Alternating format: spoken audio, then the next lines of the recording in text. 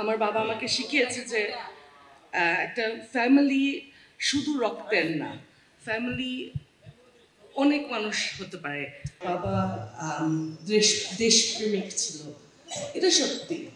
কিন্তু আমি বাবাকে যেই কারণে সবচেয়ে বেশি সম্মান করতাম হলো যে বাবা ইন্ডিভিজুয়াল মানুষকে খুব কেয়ার করতো।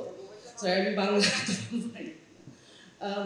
যেমন একজনের পা ভেঙে গেছে একটা প্রোটেস্টে, ওনাকে হাসপাতালে নিয়ে ওনাকে দেখাশোনা করা, এগুলো সব ঠিক করে দেবে, এরকম অলওয়েজ সবসময় এরকম ছিল।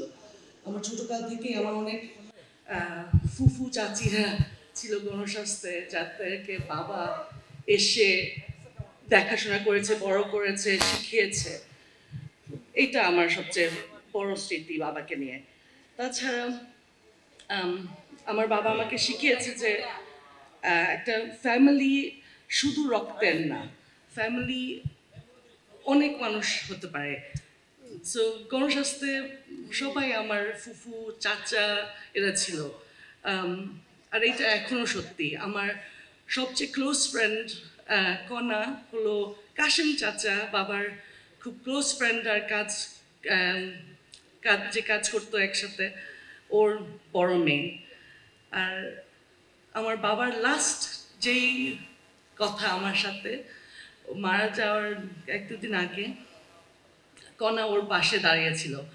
আমি বাবার কাছে গিয়ে বাবাকে বলেছি, এই বাবা, তোমার ফেভারিট কে, কণা না আমি? কণা ও আমার বোন। বাবা তখন ওর অক্সিজেন মাস্ক খুলে বললো কণা।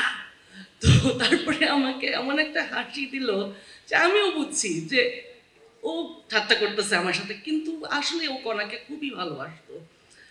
ওর সাথে আমার ওইটাই লাস্ট শব্দ আমাকে বলল, কিন্তু ওর লাস্ট কথা ছিল, আমি ওকে বললাম, বাবা I love you, do you love me?